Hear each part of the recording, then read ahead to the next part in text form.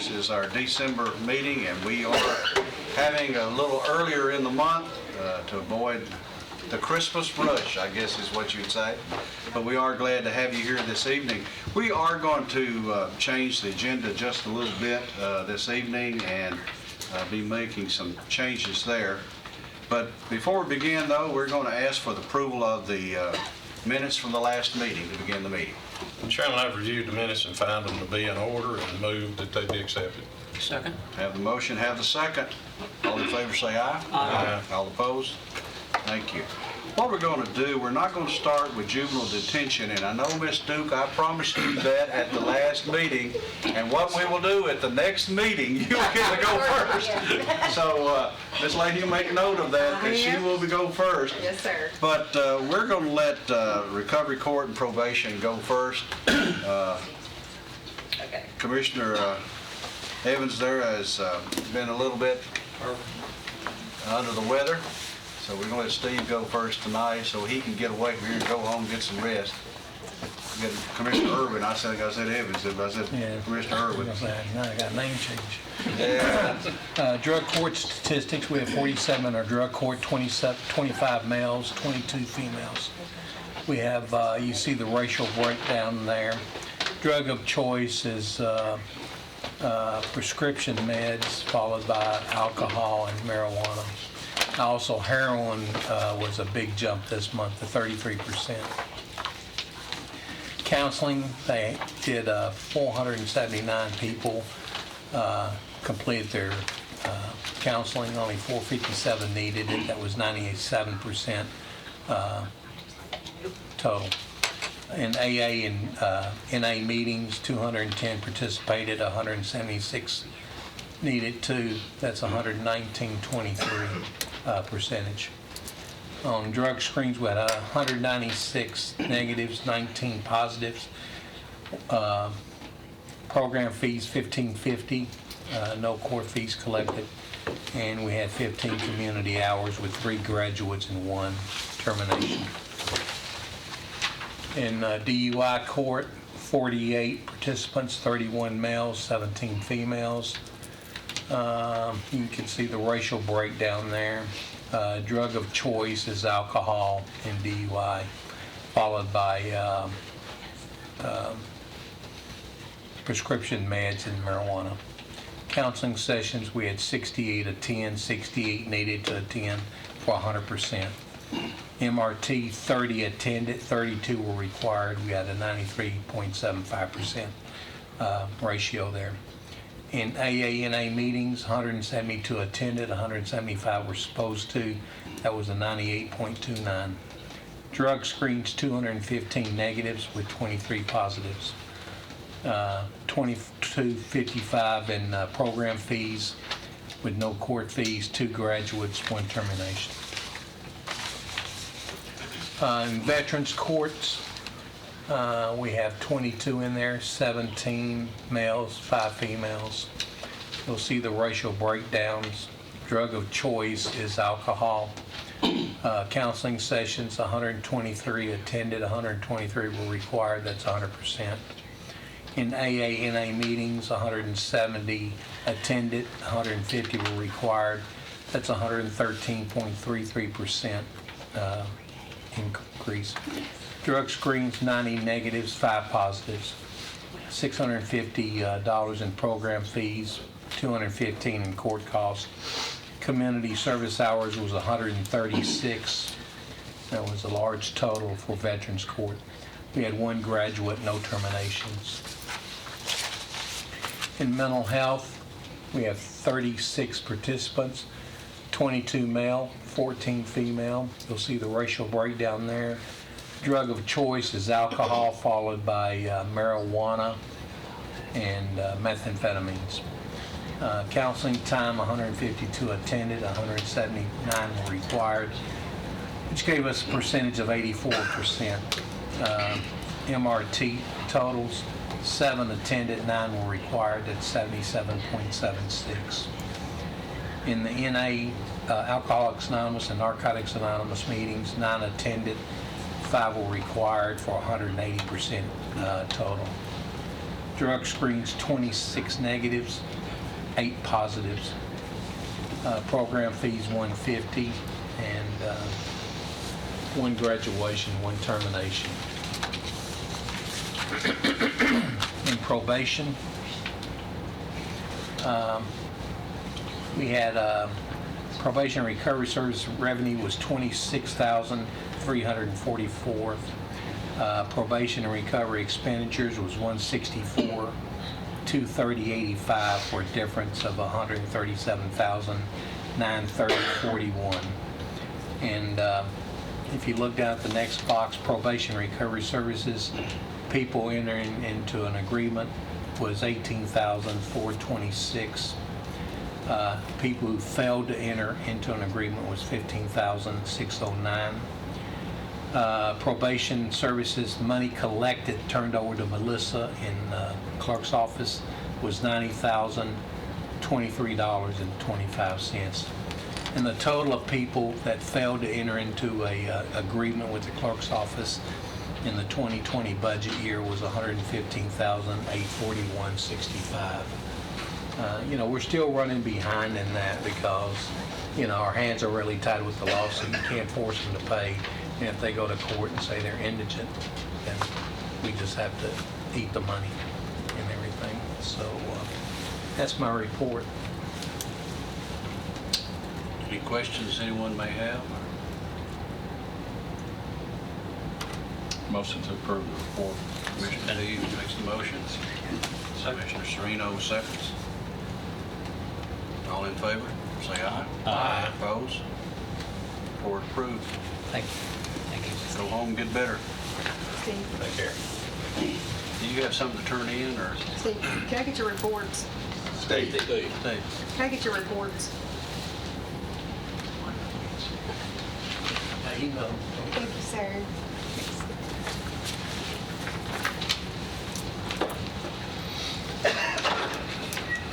All right, juvenile detention.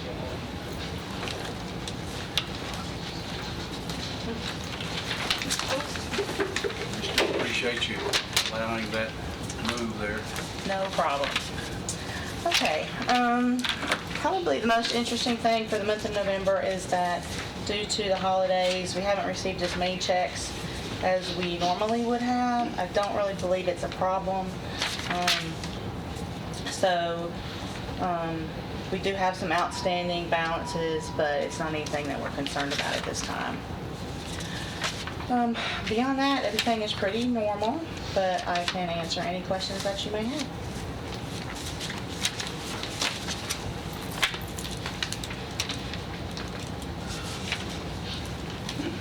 Any questions anyone may have on the report? Do we take any prisoners from Memphis area jail? Yes. I was just noticing, trying to look at where most of the out-of-county people were come from. Looks like Montgomery is top of the list. So Sumner County does quite a business with us, Montgomery, and we've been getting, they don't stay quite as long, but Marion County has been using us a lot as well. okay.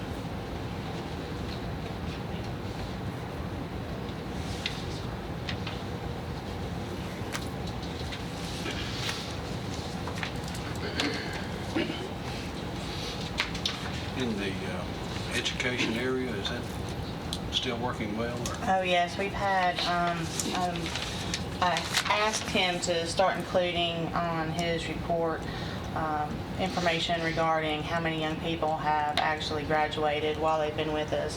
And it's on the last page, he put it in red. So this year, since July, this fiscal year, we've had 4 detainees that have gotten their high school diploma while they've been in detention.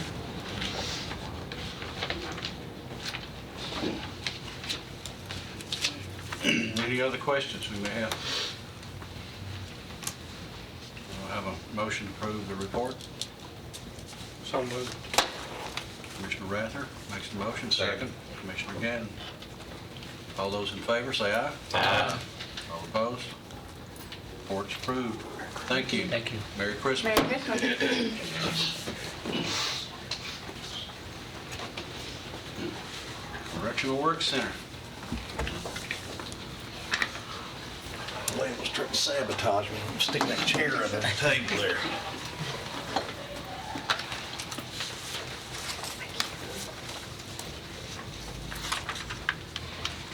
First up in our report is our December meeting. Just a couple of things that mentionable out of that. Let's see.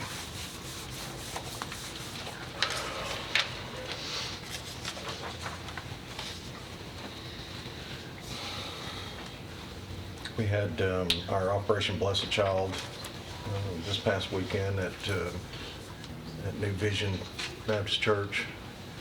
We partnered with the Sheriff's Office, and I think we had around 50 inmates total that we celebrated with and gave their children gifts, so that went really well.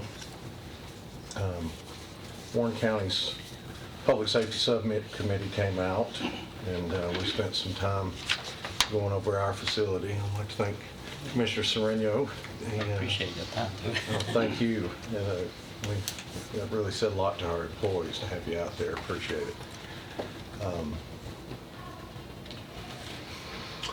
And one thing that I've got Dr. Rudd working on is our facility has a incredibly low percentage of infections. And I've got him reaching out to some of the other facilities that are around our size to see what their percentage is. I just want to kind of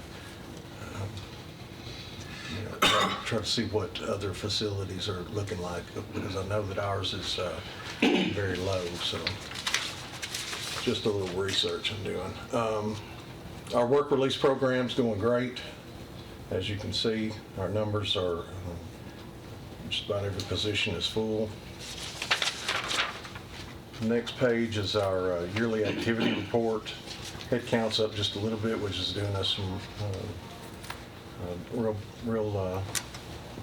big favor for us, because we're starting some new work crews, and it allows us to send more people out. And then our monthly worker report, you can see it was about a total combined saving this past month of $103,824 using inmate labor. And then there's a little article that I've included in here talking about the concert that we had a couple of weeks ago, just reading material. We got out over the past 2 days and started doing a test run cleaning up the interstates. We started 24 eastbound, and just to kind of give you an idea of what's out there on those roads. In an 8-mile stretch, we picked up 103 bags of garbage, 10 tractor trailer tires. I couldn't even count the number of shredded car tires, at least 15 or more hubcaps, a deep freezer, a 6-foot guardrail, 10 front ends or rear ends of vehicle bumpers, tractor trailer brake booster, miscellaneous car parts. That was just in 8 miles. And went back out there today, didn't get as many miles in because we had larger areas that were spread out, but they did right around 4 or 5 miles today. It was 12 tires, a 50-inch flat screen TV, 7 bumpers, 95 bags of garbage, miscellaneous car parts, and that was about 5 miles today. No partridge in a pear tree. I was going to say that. I thought that was going to be my end of Merry Christmas. Sorry. Ruined it, Commissioner Pete. Needless to say, it went well. We, our biggest concern when the mayor and I first started talking about getting out there was the safety concerns. But to be real honest, I was out there the whole time with them for the past 2 days, and I felt safer out there than sometimes Jefferson Pike. than Jefferson Pike for sure. But I was really surprised at how many vehicles would see our signs and lights and automatically get over. That was nice to see. Now, there was a bunch of them that didn't too, but it was nice to see that, respect to those guys that are out there. I think one of our staff members checked his Fitbit at the end of the day, and he had 21,000 steps in for the day. So I mean, they put a lot of work in. So, But also, your inmates come back tired. they were. Sleep well, right? They sleep really good, but they were ready to go this morning. They're back up. It's good exercise. It was a good, nice day. Yeah. What about status on your vans? Still have not gotten those yet, but we did borrow one from Mac and a trailer also. And then we ran behind with a chase car with that new Malibu. Well, Mr. Chairman, we have 32 vehicles that have been delivered out of the 42. So your 2 vans are, and once you get it lit up, it's going to be perfect, much more exposure on the interstate. It will be. It will be. And it's going. I mean, we're going to have to look at staffing a little bit. I mean, but I think we can manage it. But we figure it's going to take us about 12 days or so at about 8 miles a day, and that's what it takes to fill up. Well, thank you for getting that done, because I came back in Monday from the Mayor's Caucus, the interstate on 924 around Smyrna, all in, it was getting really, really bad. And there's still a lot. I mean, we only did 16 miles, but it's a start. But as Max said last night, Public Works, most of it's plastics. It is. Just about all of it was. I was going to Fast food, say, fast food. I travel that stretch a lot. In fact, my wife was commenting the other day, said, the interstate's really getting messy. Well, it was the transition between the two things. That's contractor what I kind of explained to and her, giving that, y'all hadn't started yet, and the state probably hadn't done it for a while. They hadn't. And they only do it after they mow, but when they were doing it. And that's about twice. So that's about twice a year. Right. So if we can get out there, on a regular basis. I think once you get your first initial run, Yeah. it'll be a little bit easier and everything. It will, and a lot of it will be spot checking after Right. that. Because those bush hogs, when they mow, they didn't care. No. And then you had 1,000 pieces of Yeah. whatever. And one piece of plastic becomes a million. So, but it went really well. No issues. Inmates worked really hard. I was really proud of those guys. I was proud of our staff. That's not something they're used to. They're used to, being inside the jail, or when they are out on the work crews, they're inside of a van. But I wanted them out there among those guys and watching everything that they pick up. And it went really well. So we'll see what the next year brings, and we'll get those vans in and get out there and have more of a presence out there. Good deal. Move to have a motion to approve. Do we have a second? Second. Second. All those in favor to approve the report, say aye. Aye. All opposed? Report's approved. Thank you. Thank you, sir. Appreciate it. Sheriff's report, I believe, is next.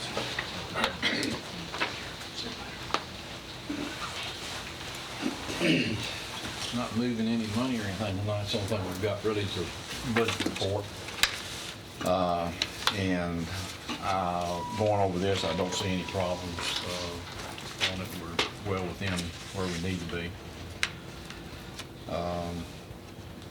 Population today was 860, 125 females, the rest are males.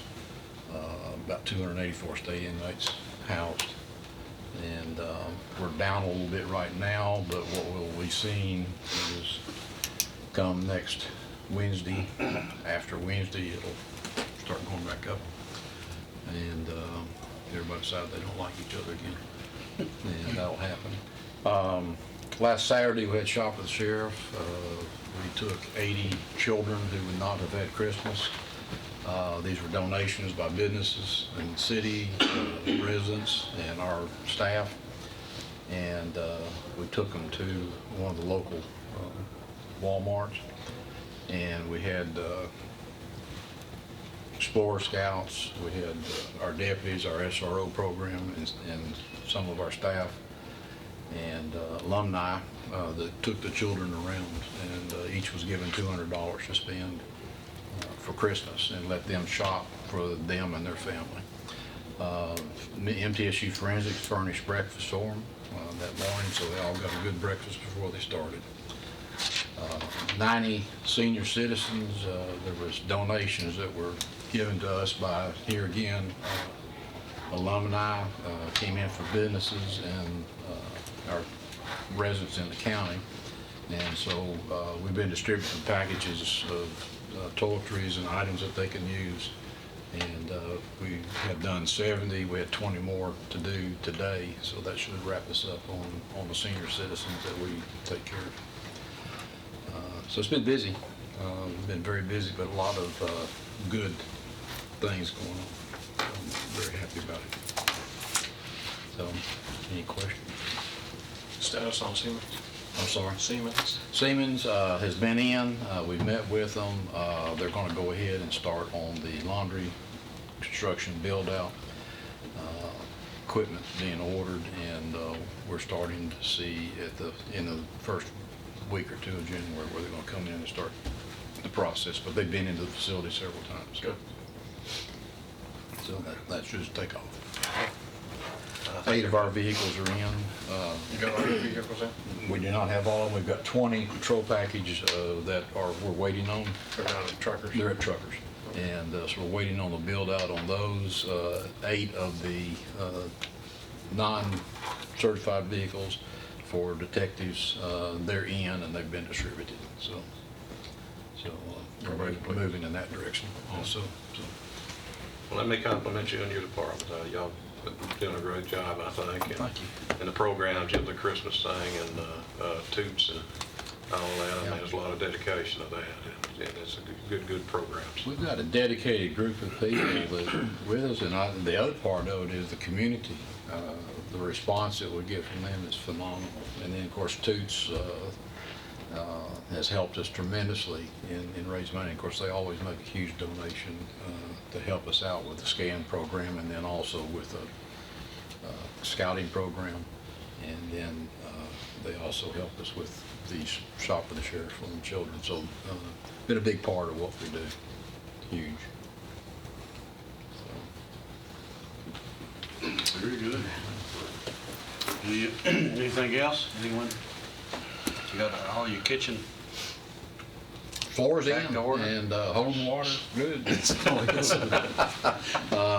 Y'all hadn't seen that. It's surprisingly, for where we started in looking at well over 100-something thousand, and then got down into the 20s, and what we were able to accomplish with that, it made a huge difference in the kitchen. So, and it's functioning. It's doing everything we need for it to do. Easier to clean with that. It's much easier because it's seamless, and so It's great. so we're good floor. We've got a good warranty on it, so we're good business. Okay, I'll accept the motion to accept this report. Move to approve. Mr. Gurley, do you have a second? Second. Second. Couple of seconds there. All in favor of the motion, say aye. Aye. All opposed? Thank y'all. Thank you, sir. If we don't see you again, have a Merry Christmas. Happy New Year. We're ready for OSHA. Good evening.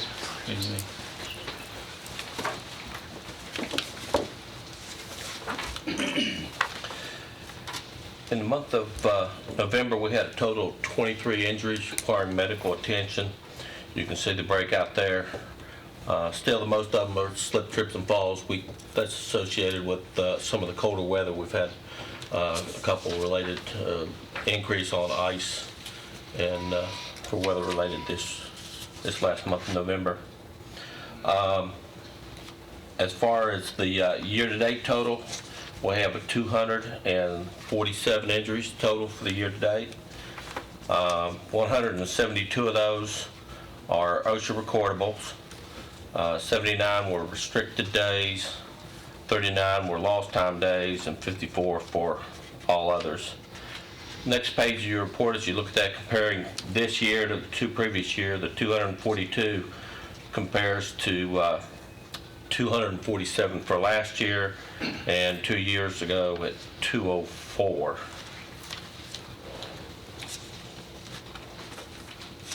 As far as the incurred dollars for this year, we're down as far as the cost of the injuries. We're at $475,000 year to date. This time last year, we were at $551,000, and the year prior to that was $571,000. So the injuries are not costing us as much to get people back to work, and they're not out as long this year as what they have been in previous years. On the last page of the report, we broke it down. You'll notice that of the injuries, 16 of them were with the Board of Education, and the remaining 7 was with the County General. And then as you break that out for the County General, they were broken up pretty much across a wide section of the county between the Sheriff Department, Juvenile Detention, Maintenance, EMS, Fire and Rescue, and Solid Waste.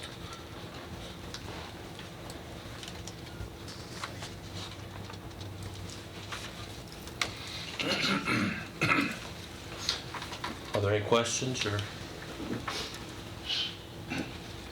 Is the graph on job injuries, is that accurate, Dan? Yes, sir. In what respect are you asking, sir? It just looks like the 2019, which should be lower than the 247 of last year, just doesn't look exactly right to me. I can always go back. I will go back and double check it, sir, but that's what I have right now. The little triangle should be lower than at least the blue thing, I think. Since the number of injuries is lower. 23 as far as coming across, but The year to date I'm talking about. oh, okay, yeah. Like I said, I'll go back and double check all of it, sir, for you. Make sure that I get my numbers right for the end of the year. That it's not a big deal, but it makes you look better. Okay. No, sir, not trying to do that. No, I'll report it as is. Thank you, sir. No, this right here makes you look worse. If it's corrected, it Oh. makes you look better. Okay. Well, I will double check it. Thank you, sir, for your observation. Any other questions? Okay, hear a motion to approve the report. And move to approve the report. Okay, Commissioner, Second. I got a second here, Commissioner Rather. All in favor, say aye. Aye. All opposed? Report's approved. Thank you, sir. Thank you. Like to wish you all Merry Christmas. Thank you, sir. Thank you. All right, Public Safety Director report. Good evening. Good evening. All right, seems like we were just here 3 weeks ago. All right, so obviously it was a little bit of a shorter month here, so our activities, kind of the highlights in the emergency management office is trying to do more training, and we've done 3 classes hosted them at Murfreesboro PD, but they were for the city and the county, and even some folks from outside the county on us how to work with our Emergency Operations Center and the Incident Command System out in the field. So it's been real positive. We had a lot of people there that haven't had anything like that before, so that's some of those foundations that we're trying to lay so that we have a better interaction, both with our municipal partners, but also when stuff happens out in the field. Our activities have been fairly routine as far as for this month. One of the highlights, just real briefly, on the 13th, and I didn't put much in it because we were actually had the meeting after we prepared this, but had a real positive meeting with MTSU about developing some partnerships between our emergency management office and them, and looking at probably getting an intern from the College of Social Sciences in January to work for the next semester in our office, and they're in the process of, on the academic side, looking at improving their ability to teach the emergency management program. So we discuss how they can help us and we can help them. And we'll have more information about that probably next month and what the partnership says, but very excited about that. We had several responses, and I think an additional one even since this was put together, but fuel spills had a fatality in the creek. That was one of those where the card went off, and it was a hazmat, but by the time it was found, which was probably a couple days later, it was well along its way. So that one was obviously a very unfortunate event. Then we had a tractor trailer accident that turned over and spilled. It wasn't anything that was like flammable, but it was like a liquid plastic product, and then that tracked it back up, and then we had significant crash upstream from that, and it was just it was a very busy morning that morning. I think that was last week. Radio system is on track still. We've nothing real significant as far as everything's going as we expected. We spent more time this past month talking about SUAs and MUAs and all the other things that budget and the commission just passed, trying to get those numbers worked through than anything on that. So that's kind of the very brief Cliff Notes version of the emergency management side, unless somebody's got any questions or comments. Any questions anyone has? Just that working in cooperation with MTSUs, I can see why you're excited. Yeah, very much so. It's a it's a special community within our community, and it has its own special needs. So the more that we can get engaged with that'll benefit us all. But from the academic side, getting the research and the other parts, that'll be beneficial. And they're actually building a UC lab in the new social science building, so we can. They want us to come in and help them with exercises, and they said that we could use it also, so for training and stuff. So that's very good. I'm going to ask for an approval of the report, and then we'll go into these other items that you have here that you'll be discussing. Do we have a motion to approve the report? Motion to approve. Second. Got a second down here, motion here. Commissioner Phillips? All those in favor of approval, say aye. Aye. All opposed? Motion carries. All right. So the first item is the governmental contract for the emergency management performance grant for the upcoming year. This is something that we do every year. It's part of our revenue stream to pay for the emergency management office. So it's a pass-through from FEMA through TEMA to us. And then, of course, there's deliverables that are part of our receiving of it. But it's $69,350 in revenue with no match. And we just, so that helps fund our office. So it's fairly long, but it's something that you all see every year. How much is it compared to last year's? I think it's the same. Okay. Yeah, they're not giving out a whole lot of extra money. So. 69,350, is that all ours, or is that split between different agencies? It's all ours. All ours, okay. Yeah. This has been pretty consistent from my memory for the last 6 or 7 years. Yeah, I think so. No more than $2,000 or $3,000 difference in a year. Right. Pretty much it. Move to approve the contract. A motion to approve. Second. Have a second.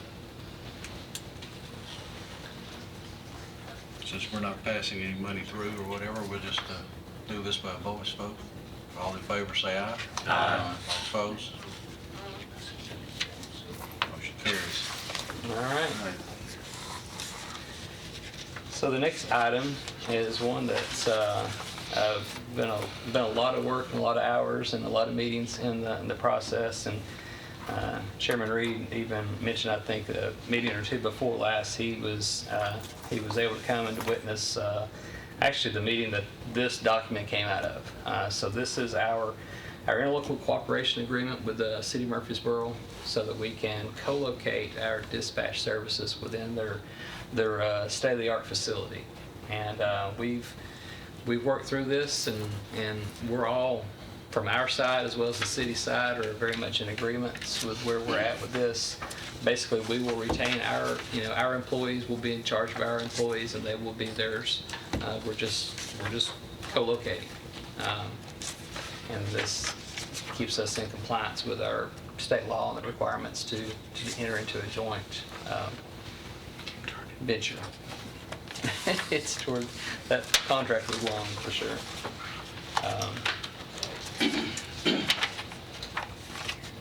Try to keep it as simple as we could, just because it really is the formalizing of the handshakes and just the verbal agreements that we had. So not to get things too complicated, a lot of this is just boilerplate stuff saying we're not responsible for them, they're not responsible for us, and various things like that.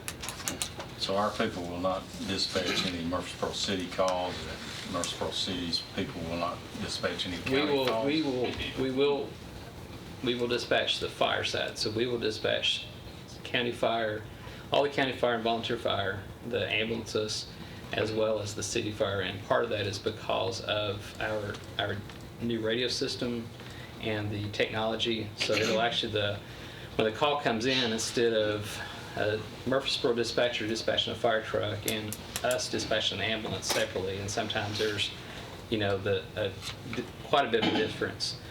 We're actually, the city is purchasing software called Locution, and it will computer generate that call, and it'll put that out at the same time on the same channels, and then they'll get sent to a talk channel.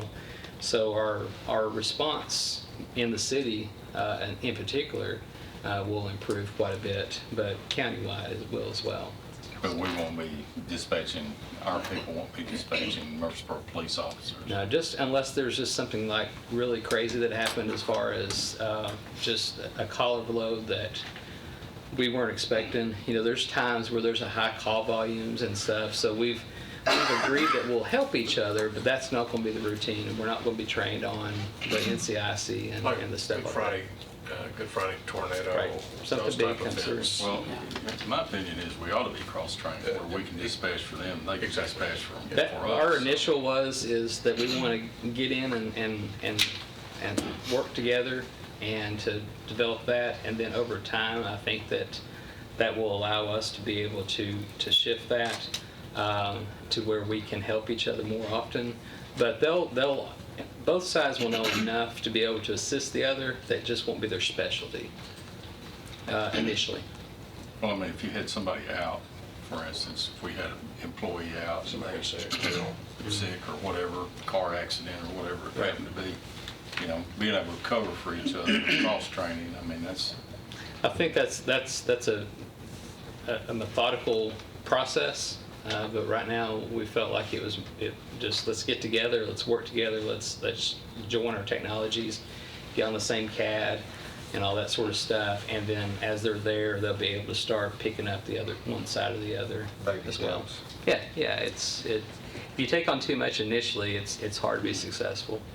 I would agree. That's logical step by step. This is something I've been trying to get done, and almost had it done several years ago when a certain situation kind of came into play in this county and kind of put an end to that effort at the time. But having worked a couple of years over in Williamson County after I retired from my private sector job, I saw the benefits in this firsthand. I especially saw the benefits in 2010. In 2010, at one time we had one way in and one way out of Franklin, Tennessee. And I was from the south. You could not get west, you could not get east, nor could you get north. And it came to play that, we improvised things at the time, and Metro was taking calls on the other side of the Harpeth for Williamson County. Williamson County was taking calls for Metro on that side of the Harpeth, and it worked. As you well know, have gone to an integrated system right now where we don't have to, the improvision is not required any longer. But just within the cities, at that time, Franklin was still dispatching separately, Brentwood was still dispatching separately, but even with just within the county, they still were able to talk to each other in some way, form, or fashion.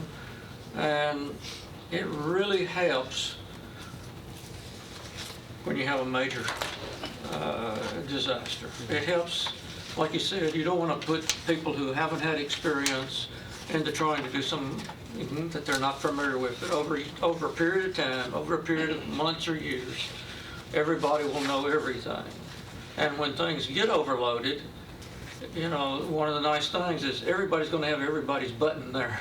And, you know, when it gets overloaded, then you have the ability, you're sitting there with the ability to do, and you don't ever know when that's going to be. It could be just a thing like, what if that had been a major hazardous incident, the one you were talking about on the interstate, or, well, like happened a few years back with, I think it was ammonia or something leaking, chlorine. And so you start having to evacuate, and you start having to involve multiple agencies and even pull in other resources. So I think this is a good step. I'm fully in support of it. It's been a long time coming, and one day, I don't know, I'll live to see it. I'd like to see the whole county integrated. But that's a real far out thought yet, but you keep working toward that, and little things turn into bigger things. So thank you for taking the lead on that. This has been a long time coming. It seems to me like a long time coming. And Mayor Ketron deserves a kind of a pat on the back for seeing that this thing happened. And I know there was some anguish involved, but I appreciate the efforts that you put in to see that this happened, to benefit not only citizens of the county, which Rutherford is a pretty big county, but I also have to consider that people who live in Murfreesboro are Rutherford County citizens as well. And there's absolutely positively no reason for two agencies not to work together unless there's politics involved. And thank you, Mayor Ketron, for working through those political obstacles and seeing that this happened. Has this been approved by our attorney's office, and we're ready to go with it? It's been approved by the city attorneys and our attorneys, and you all are the first ones from the legislative side to see it. I know there's probably more questions, and I know we've discussed this at length in the past, but Joe, if you don't want to make the motion, I'm going to make it right now. I'd be happy to make a motion to approve this. I'll second that motion. Okay, we got a motion to approve and a motion to second. Before we vote, I think the mayor wanted to say something. I'll just make one comment. Mr. Chairman, thank you, and members, I have talked to both Director Lauer and Director Cuz.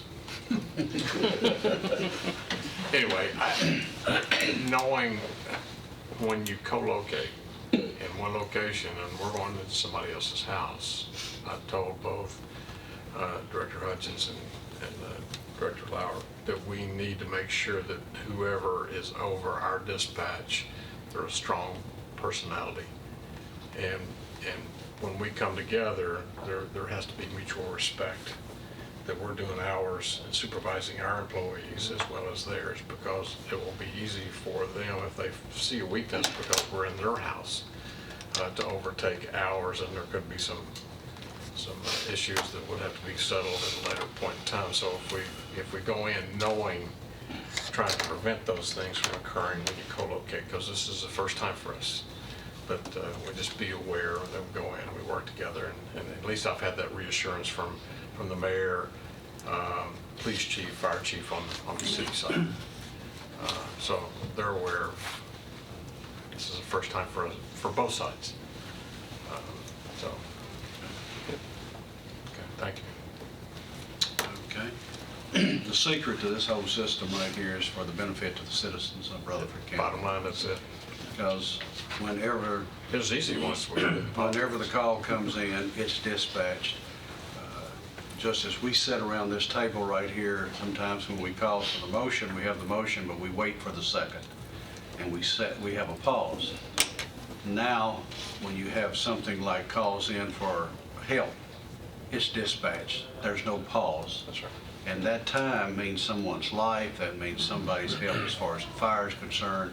We're doing away with that situation there. So it means a lot to the people of Rutherford County and what we do as far as serving them concerning their safety. So that's what we're voting on right here.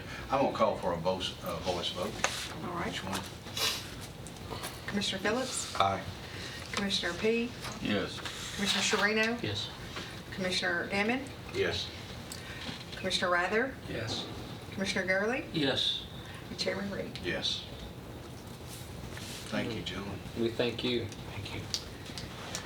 All right, and finally, so this last, this is a resolution here of showing support for some legislation that's been filed by, with the support of the Tennessee Ambulance Service Association to increase the TennCare rates that we receive. Since TennCare was enacted, there's never been a rate increase. There's actually been decreases on what our ambulances receive. And right now, it's about half of what the Medicare rates are, and that's about half of what private pay insurance is. So when we have TennCare transports, we're getting approximately about a quarter of what Blue Cross Blue Shield would pay, for instance. So that impacts us, obviously, and it impacts it impacts all services, but some of the smaller counties, it really impacts that. So what this is just asking our delegation to support that legislation when it drops in the hopper next month. I guess it already is filed from the summer session, but it's not been assigned to anything yet. So, but that's just my request, that we show that our county commission shows the support for that, and ultimately, hopefully, we'll get more revenue coming in here from our transports. Other counties on board? Is there other counties on board that's asking? Yeah, this has been sent out to everyone. I don't know what the numbers are that have passed it. I talked to Sevier County today, and it's going to their January meeting, which it'll go to ours too. Our process is a little ahead of time with this one, so it'll come more in January. They'll start signing on to the same thing. When a TennCare payment comes due, do we mark it paid in full? Well, it's kind of like Medicare, to where you have to write off Right. a big chunk of that. So pretty much it is. Yeah, and a lot of times, and I don't want to speak out of turn here, Melanie and Debbie are here, but a lot of times if you're looking at it from whether we're making our cost or not, we're not on those transports. Am I correct? That's correct. Okay, all right. I'll make sure that my number of people. All right, I'll accept the motion to send this resolution on to the full commission. Is there you want us to make that motion? So moved. Commissioner Radford makes the motion. Do I have a second? Second. Mr. Gammon. All those in favor say aye. Aye. All opposed? Has this been discussed with anyone from our legislative delegation? I'm not sure yet, so we certainly will follow it. Once we have more of what is dropped there, we can certainly have those meetings and to help get the information they need to help support that. That'd be good. Mr. Chairman, I was going to recommend, because the full commission will meet before this meeting on January the 6th is with our delegation. So Okay. if we could put that on the agenda, that it's headed to the full commission for passage, and make this one of the items to be discussed with our commission on the night of the 6th, would great. be good. Just getting ready to say the same thing. It'd be good if we actually sent this out to all of our Yeah, exactly. legislators and let them be looking at it so that it won't be foreign to them on the I can That's get, well, the committee, I Rachel can get that to out. Rachel separate. So, That can be done. all right. Thank you all, and I will turn it over to whichever one of y'all next. I'll do that. All right, it's got on here radio system report. Oh, I'm sorry. Well, I just kind of hit that already. There's Okay, nothing. you had that in there, so I didn't. Yeah. All right, fire and rescue. Chief Farley.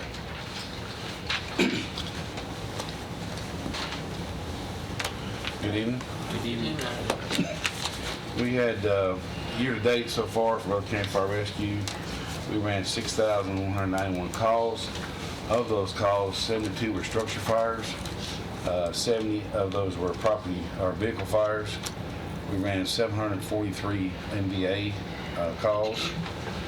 17 of those were extrications.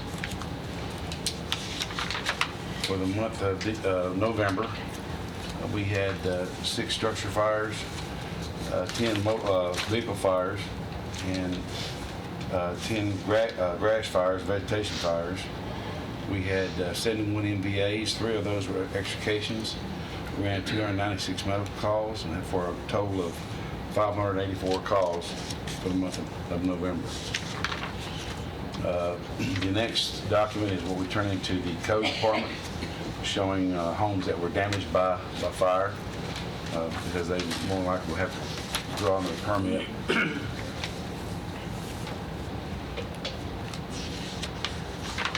And then the next sheet is showing the countywide response. There was 117 structure fires this year through November.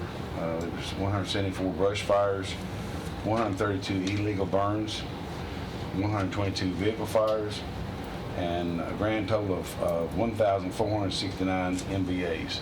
And that's really gone up, as y'all know. 23 of those were extrications. So it's really gone up. 3,221 medical calls for a total of 7,742 calls.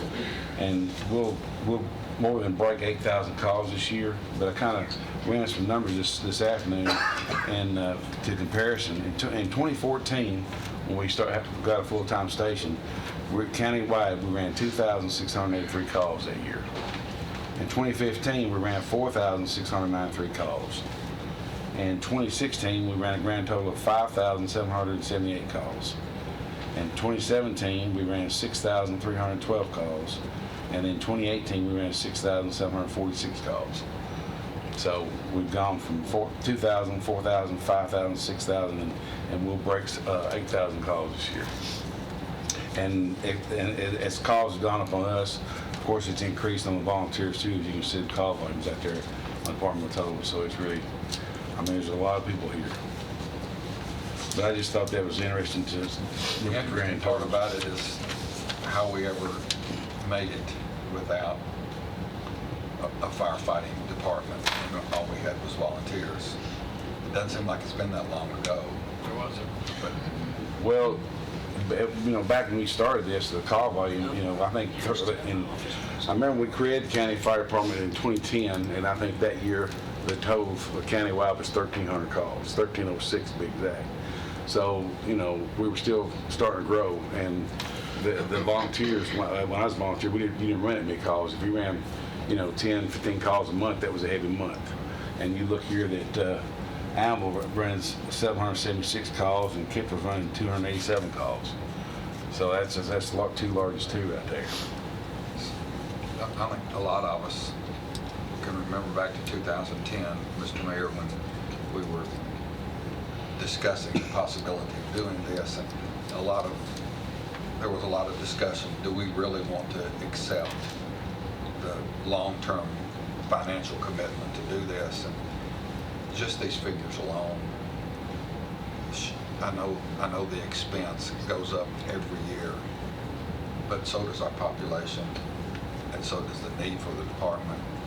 And we're talking about lives, potentially lives, saving lives, not even including the property. And I think this is just a real indicator that the decision that was made back in 2010 or whatever it was the right decision to make. And I think we're going in the right direction. And it's just one of those accomplishments that you being a new director and taking this department from where it was to where it is and knowing that the job is not finished and we have some more things to do. Well, I'll be the first to tell you, I've surrounded myself with some good people too. We got 50 firefighters now, and they're all highly trained, good guys and girls, and they do a tremendous job. So I mean, I'm just here, I'm just leading the bunch, but they're doing the work, and I want to give them all the credit they deserve. And along with the volunteers, I mean, we have volunteers that still get up in the middle of the night, 2 o'clock, 3 o'clock in the morning, go out in the cold and rain, and of course we can do our job without their assistance and their help. So that's just that many more people on the scene. Just like the emergency services or the ambulance service and how we've grown and just the need, the absolute need. And thinking about the expense, and I know it's expensive, but the other part is Rutherford County citizens' lives and well-being. You know, and it has to be worth that expense. It has to be. If we can afford it and can continue to afford it, it's just phenomenal to see these type of results and what's happened just in a short period of time. Well, I was amazed not too long ago we was running 300 or 400 wrecks a year, you know, and now it's just, of course, you can drive through Rutherford County and realize when we have so many because there's so many people here. But anyway, I just thought that was kind of interesting to see how the numbers over the years. The next sheet, of course, is just our fire investigation report and showing some of the investigations they've done and some of the citations they've written for illegal burning. Of course, this doesn't even go into the depth of what we're doing on fire prevention as far as all the new construction we see and the plans we review, for, you know, inspections we're doing as far as going in and doing the sprinkler evaluations and the alarms, and as all this new construction goes up. So, and then our firearms for this month was 25 firearms that we installed. Earlier this month, Kittrell took the delivery of their new pumper. That completes every station that we in the county has received a new piece of apparatus, whether it be a tanker or a pumper. The air packs were all issued out to volunteers earlier this week. They're set to go in service tomorrow afternoon at 5 o'clock. The reason for that was we kind of set the day tomorrow for everybody to take their old packs off the truck, put these new packs on the truck, and that way, where they're all done at the same time in case we have a structure fire, there's not a difference in the packs because the old packs are 2,200 PSI, which was considered a 30-minute bottle. These are 4,500 PSI.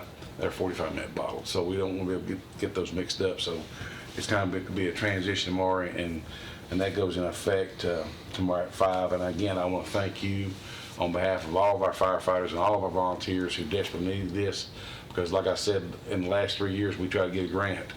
All those bottles we had for years, and the packs have gone out of date. So this is a big step. Each department had 10 packs off the 2 trucks they bought years ago, and they've all been issued 12 packs with backup bottles and face masks and everything. So it's, I think they're pretty excited. I'm excited for it and what we've been able to accomplish. So I thank you for that.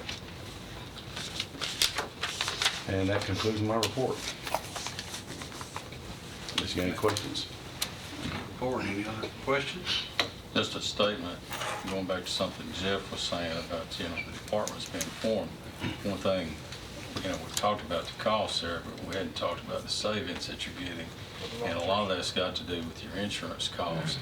I mean, my phone was ringing more for saying thank you when we got our rates down to, say, a class 5 out of Kittrell.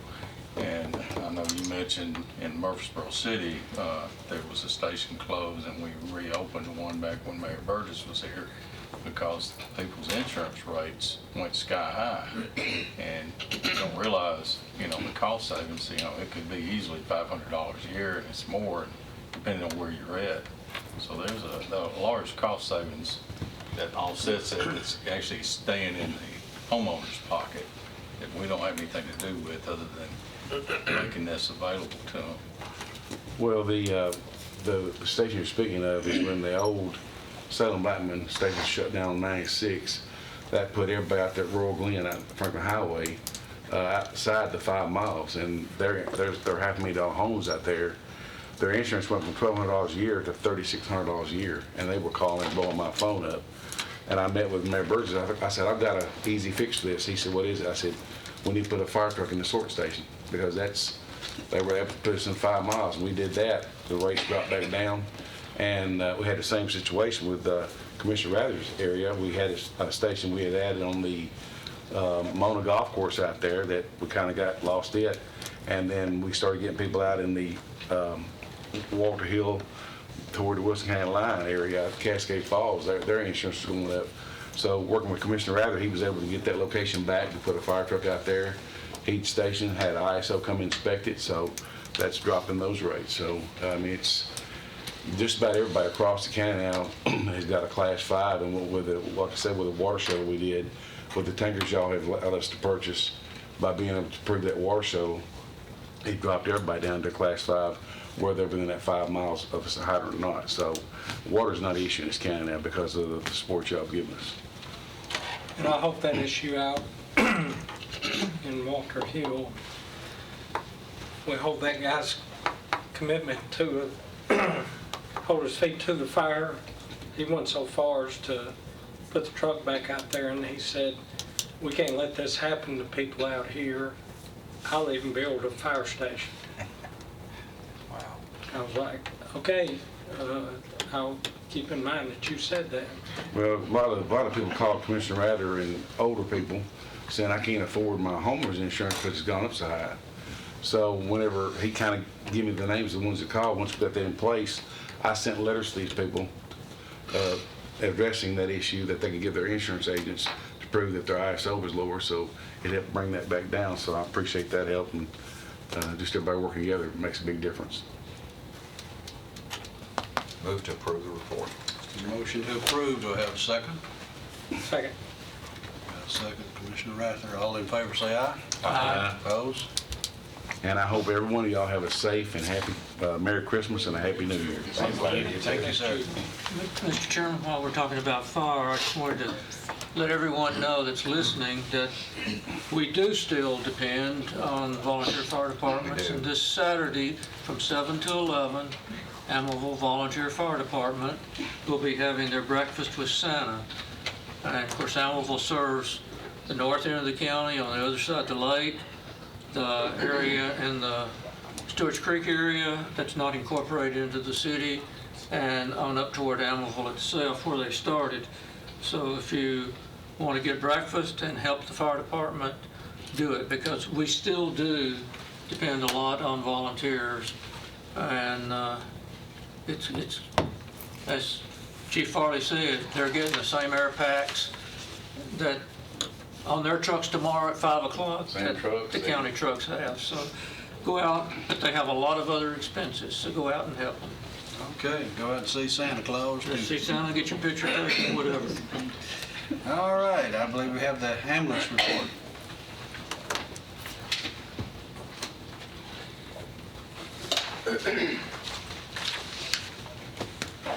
Hello, everybody. Hello. Ho, ho, ho. All right. Month of November. Mr. Chairman, before I start on this report, I'd like to clarify something that I addressed with Commissioner P. Last month. You asked me about how long we keep the records of the call. I misunderstood the question. I believe the question was the recording call to dispatch, and I checked with Susie, who's a supervisor of dispatch, and hold those for about a year, maybe a year and a week, and then it starts to record over itself. As far as the physical handwritten run sheets that we do, required to keep those for 10 years. However, now that everything's on computers, they're probably kept for ever. Thank you. I just wanted to clarify that up with you. So, sorry about that. I just misunderstood the question.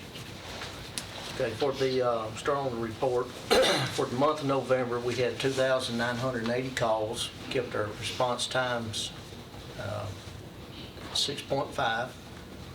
We had 56 DOAs, and 26 of those we sent for an autopsy. For those 26, we paid $48,750. Year-to-date on autopsies are 109. We've done a total of 109 autopsies so far. State payments we've received for reported deaths to us are $1,400, and we've paid out $204,375 year-to-date for autopsies. Carl, that's starting in July 1st. Yes, sir. And I'm projecting we're going to hit over 600,000 this year.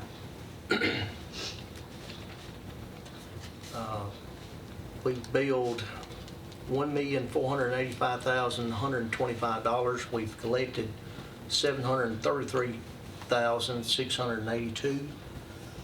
Year-to-date collections are at $3,714,376. Projected collections are at $8,914,502. We have a 76% collection rate.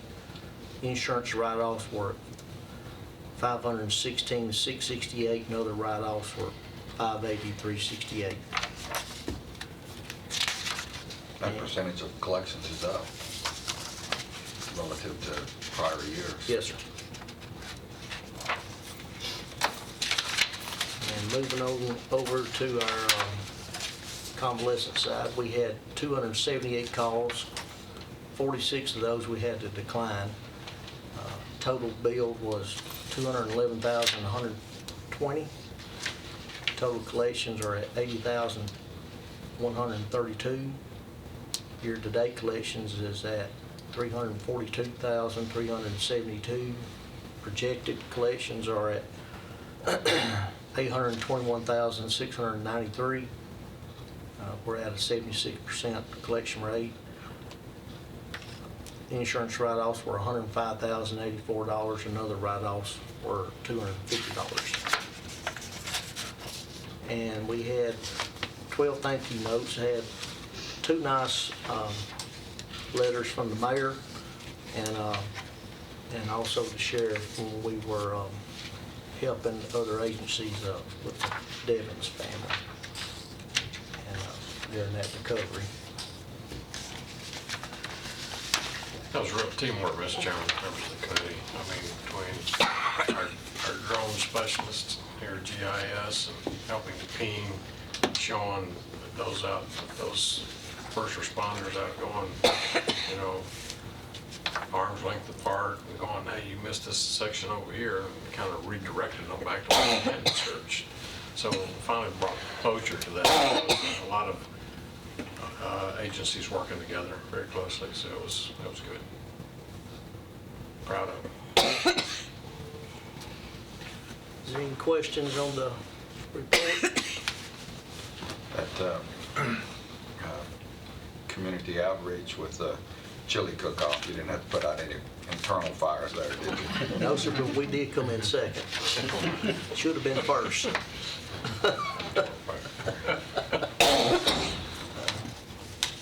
Move to approve the report, Mr. Chairman. Motion made to approve. Do I have a second? Second. All in favor, say aye. Aye. All opposed? Report's approved. Mr. Chairman, I want to show this committee the direction that the ambulance services moving in, and with new technology and stuff. For years, I've been in this since 1988. That's when I started, and I always wanted an X-ray machine on the ambulance. But it's just not. You can't do that. And I remember when I was a kid watching Star Trek, and Bones, the doctor, had this little wand. He could scan over your body and see what was wrong inside of you. Well, I've got the wand, and it's actually an ultrasound machine. And I got to give a lot of credit to a member of my staff, Steve Hart, when I found out about this, this is beyond our scope of practice. It's not what we do in the field. And so I wanted Rutherford County to be the first to do a pilot program and give them the data, the state the data and the stuff that they would need to start teaching this in paramedic school. And for some reason, Mr. Hart was under impression when I sent him to talk with the state people not to come back until it was approved. And I didn't see him for 3 days, but when he finally came back, he had a smile on his face. And so Rutherford County will be the ambulance service who will be doing ultrasounds in the field. Now, this is huge. We can actually look at the heart.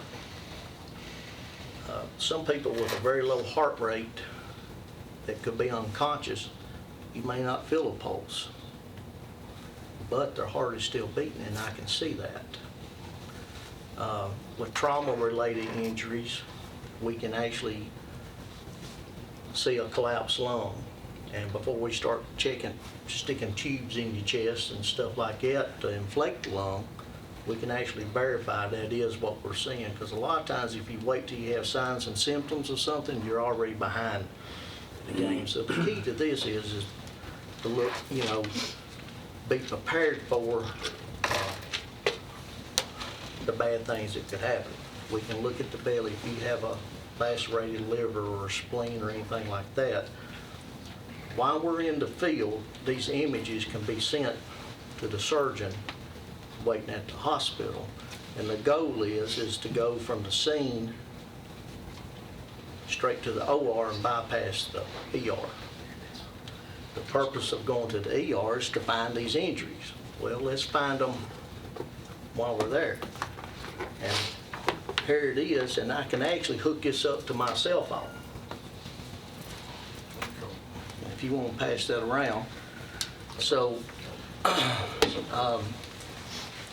but we're not going to put it on the phone. We're going to actually, we've got tablets about this size, so we can actually see the picture better. Now, we can use this to even find veins to start an IV, and I'm sure all of you have given blood or have had an IV and a nurse or somebody had to stick you 4 or 5 times because they couldn't get it. That's because you couldn't see it. We can see it with this. We can see the difference between an artery and a vein. And so I'm very, very excited that we're going to do this. And we have actually got a doctor from Centennial that's going to come down and not just teach us how to use it, but actually teach us how to interpret what we're seeing. And this is just huge. And could be huge for patient outcome, but just simply bypassing the ER and going straight to the OR. And we'll be in constant communication with the surgeon and stuff like that. Now, we will be the first in the state to do this, but like I said, it's a pilot program. He wanted to start off with 2. I said, that's not good enough. I want 4. So we're going to have to start off with 2 on the north end of the county and 2 in Murfreesboro. And we're going to go from there. But I see nothing but good coming from this. I'm just, I told the mayor about it. I'm sure he was tired of listening to me because I could talk about it all day. It's just really a big deal. And it's something that I'm proud that we're going to be doing, especially going to be the first to do it, only one in the state to do it. So, and Steve is back at work. He still has a job. He still has a job. So I just wanted to pass that out. I just think you need 4 of these. We have 4, Oh, okay. and once the state does approve this, I suspect the pilot program will probably go a year and a half. And if they do approve it, to start teaching this in paramedic school, our ambulances will have one on every ambulance. I was just gonna say, you know, you got two choices in life. You can either lead or follow. And it makes me proud that you're leading instead of following. Because, you know, somebody's got to be first, and there's no reason why Rutherford County can't be first. And I was just thinking through my head all the things, you know, that it would be nice, you know, that you can see and you know, because that are normally fatal by the time, if you're not ready. That difference between hitting the ER and spending that hour there or 30 minutes there and getting on up to the OR on some things are just the main difference between. I had a good friend, had a massive aortic aneurysm. You know what was good about it, though? He lived. He was in one of the Nashville hospitals when it happened. And otherwise, if he had been out where he normally is, he would have died. And now we've got, you know, are going to have the opportunity to see some of those things that you can't see. So I congratulate you on leading instead of following. Thank you. And tell Steve, thank you. I will. You know, it's not about being first. Of course, I am proud of that, but it is really what's best for our patients. And, you know, I mean, this is just, I wished I had time to talk more about it because I can really get in deep with this. But, I mean, you know, it's really a big, big deal. And I think we're going to have tremendous outcome for our patients in the long run with it. When we can identify something early, the hospitals can be prepared a whole lot quicker. And that's the goal. We have what's called the golden hour. That's from the time of the accident or the problem until you get them to the hospital. This is going to cut off many, many, many minutes. Yeah, I agree We with appreciate your enthusiasm. So we don't have to wait for ER for Right. That's good. Okay. Tell you what, we probably need one just for this committee as accident prone. I was gonna say, just don't put it up to my head and say that it was empty. He didn't go through the bond version. Yeah. Soft tissue. Did we have a motion? We need a motion to approve. Motion to approve. I thought we approved it, but The report, we already did. yeah. Yeah, his report. It was approved. Jeff did it and there's a second. All right, pause. Yeah, I've already written it down.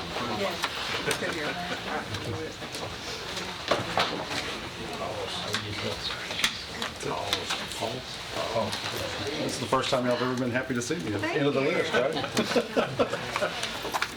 So for the month of November, we had 494 animals come into the shelter.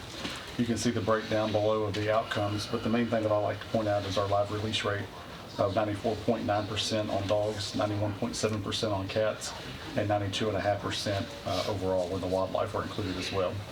124 of the animals that were reclaimed were from our free public spay and neuter program, and 67 cats were released through the trap neuter release program. We had 2,165 people come into the shelter, and we logged 1,993 calls and voicemails. We had 1,930 calls that were completed by our officers, and that put them traveling 12,647 miles. Fiscal year to date, the biggest thing there again is the live release rate. We're at 90.4% since we started in July the 1st. We've handled just a little bit over 10,000 calls and traveled 68,167 miles. For our rabies and bite exposure for November, we had 32 bites reported. One of those was tested, it came back negative, and we had 8 other exposures, and 2 of those were tested. Both of those came back as negative as well.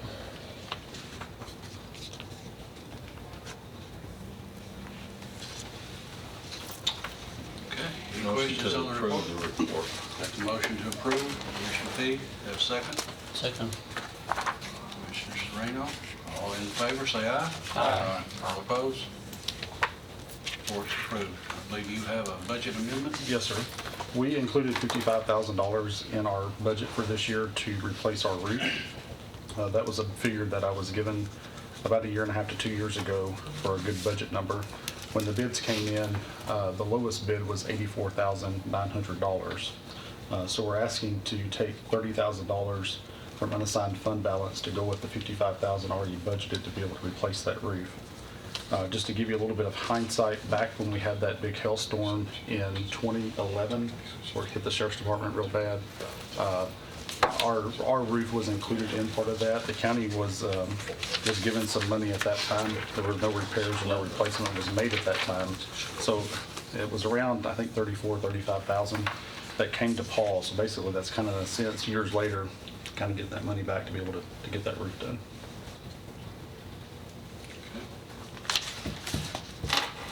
Go We ahead. we opened those bids at purchasing today at 4:30, what time, 4 o'clock, I guess it was. We had 2 bids. Well, we took it under advisement last time. We had 2 bids. The other bid was, I think, $143,000. Yeah. And so Ben was able to get somebody else to turn in a bid, so the bids came in, and it was a decent bid. He just doesn't have the money. We've talked to Lisa, Mr. Chairman, of the Finance Committee, and she's okay with taking the money from ending fund balance from the county. You pay for that. You approve? Yes, sir. Move to approve. Second motion It's a approved. pitch, Second, it's not a Commissioner flat Rattler. roof. It's a pitched shingle roof. I had a couple of questions about that. One, he told me it was pitch roof. If it was a flat roof, I was going to suggest we need to go over and put some trusses on it. That's actually what we did at the old Kitchell Fire Hall. That was a flat roof, and you know, every time you turn around, you were having to put a new roof down, and we put trusses on there and put metal on there. And what I was going to suggest, you might look into the cost of metal. Well, I did. See if it's going to I work good. asked Ben to look at that, and it came back in twice the amount this was, because I said if we could go with a metal pitch, single seam roof, and What was it? I think he said today it was 2 times the life, but 3 times the cost, I think was what he said. Yeah, 2 times the life. Well, that's what I was wondering, how long it would last. So That hailstorm that we had in 11, was working at the EMA, and I looked out the side door, and there were hailstones golf ball size. I mean, it beat up a lot of things. It beat up the jail roof. It beat up, obviously, your roof. It beat up a lot of roofs. Beat up my convertible. Yeah. I mean, it was do some damage. I'm surprised it's lasted this long. This is what, 8 years later? Yeah. And I think Ben was telling me that this roof was hand nailed. It has to be hand nailed. Has to be hand nailed. Yes, sir. As opposed to nail gun. Yeah. The 2011, even though it was part of the hailstorm, I think they said most of our damage was wind damage versus hail damage. And the figure that the insurance gave us less depreciation was $35,353.77. And then from 2011, I think until 2017 or 18, there wasn't really anything done. And then we had to do about, I think, $6,500 worth of repairs at that time.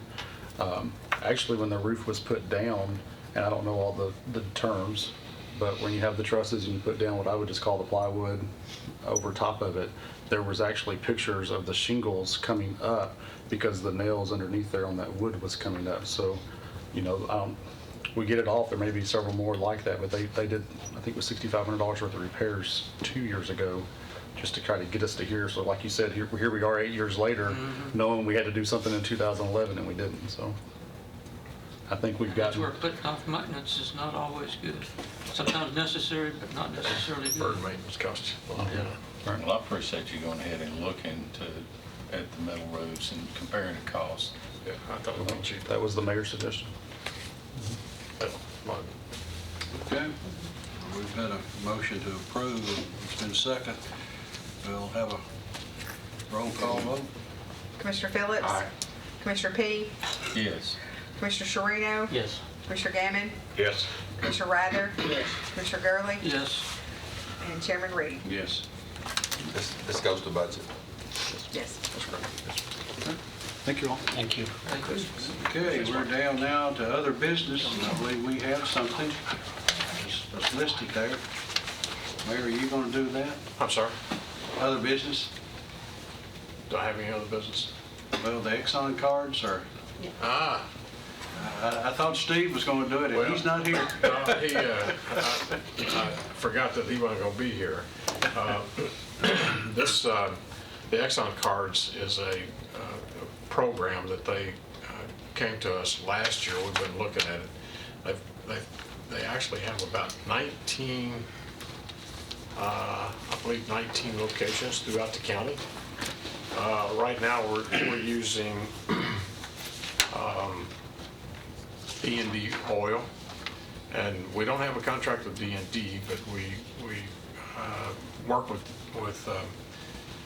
D&D, and we have maybe 3 locations, Charlie's Bait Shop, we have one over by Reef Seine. It does with traffic the way it is, say if we've got a trash truck picking up trash, and by the time that they have to drive, if they're out of fuel, and it may take another 45 minutes just to get there and 45 minutes to get back to one of the convenience centers. Having more locations makes it cheaper for us from time and the amount of time that they're behind the wheel.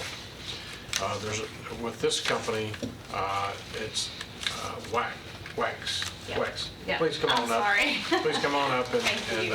if you would introduce yourself. I think you've been here before.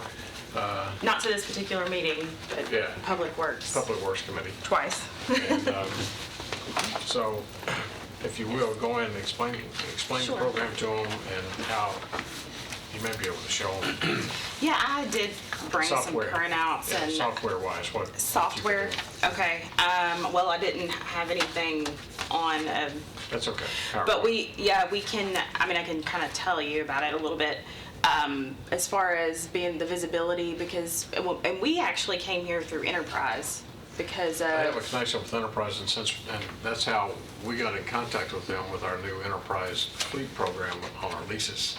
So they do business with Enterprise nationwide. Right, yeah. And so that's how we became familiar with the situation here. I did a report, so I was able to get some transaction data from Steve and from D&D Oil, and that's what this report is, just kind of the numbers part of it as far as budget.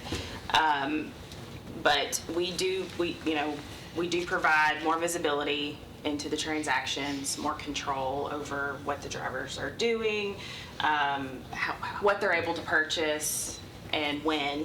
So we can lock it down to certain times a day. We can do, except where you would receive an alert as the ambulance department or EMS, and they're managing these guys getting fueled. Then, if they say, oh, somebody made a purchase on this card and it was outside of the normal time frame that they should be using the card, that sort of thing. So we do give visibility. We have an online portal where D&D does not today, where anybody who's managing those fuel cards would be able to log in. And what I'm suggesting to the committee tonight is to allow us to start a pilot program instead of going countywide. Let's ease into this with WEX. We'll still continue to use D&D. We need more vehicles to determine how well it works than what engineer has. The engineering department, they only have 2 trucks. But I'm suggesting that we go into a pilot and go with EMS, because they're constantly rotating, and maybe the sheriff at some point in time would want to look at them as well, but they are a high capacity department of using fuel, and see how it could save us money. Your discount off of rack rate, you want to explain that? Yep, so we do offer the retail price minus 5 cents per gallon, and that's on diesel and gas. And the numbers that we ran versus the current program with D&D Oil, then this doesn't include the time, and because I did go ahead. It's hard to measure that. Yeah, I did go ahead and put kind of a map of locations, which I can send you a real list. But so we do have 19 locations throughout Rutherford County. so they would have definitely more access to get to where they need to go. The savings, because of the discount program you have with D&D, it was kind of hard to do an exact number as far as what the difference is. Our program has no fees. We are waiving all the fees. All the setup fees are being waived. And the difference on a total volume was about a savings with ExxonMobil. You'd be saving about $500 a month. That's on total volume. So that, and I have it all laid out here, but I had to separate diesel and gas purchases because of the prices, and then kind of do an average retail price, and then I took 5 cents off of that and did the total. Yeah, one of the things that gets me about this program is the availability of locations. Having driven a county vehicle for several years, I get faced, okay, our office is on College Street. D&D is out on Memorial. I've got a half a tank of gas in my vehicle. I may or may not get a call that night. Do I go fill it up or don't I go fill it up? At 4:30 in the afternoon, do I go to the other side of, several miles to the north in order to go several miles back and go to the other end of the county? A lot of times I'd leave my vehicle in half a tank. You say, well, half a tank's plenty to get you anywhere you need to go in Rutherford County. Yes. But from an emergency operations standpoint, my vehicle is set and ran for 5 or 6 hours or longer at a location. You can't turn it off with your emergency equipment going. It'll be dead in 5 minutes. So, do I have a place that I can get gas if I need to quick? Or do I have to do that? So it was a constant, those 4 years, constantly juggling, do I or don't I? Go get fuel. And, hoping that you don't err on the wrong side. And so, yes, cost is a factor, and definitely we need to look at every dollar we spend. But not only that, if I did that during business hours, say, I'm spending my time that I could be doing something else on the road. From College Street out to where D&D is out by Old Reef Sane, not too bad. But how about that ambulance in Eagleville? Got to do the same thing all the way back to far side of Murfreesboro. That means they're probably going to be, if they're lucky and don't hit too much traffic, they're going to be an hour. Hopefully they're timing that at some point in time when they're making a run to Murfreesboro. But, it's just a lot. Our fire stations, our EMS stations. So I've always wondered the state, back in, I started working for the state in '75, for many years, DOT, gas pumps at DOT. I rode into DOT running emergency traffic, get out and you had an attendant there, fill her up, and back on the road running lights and siren, another 100 miles. And, when the state finally got smart and went to a fuel card, you could get gas almost anywhere. And it made it easy for you to get fuel instead of having to find that one particular location in the county where you can get fuel. And so it just makes sense.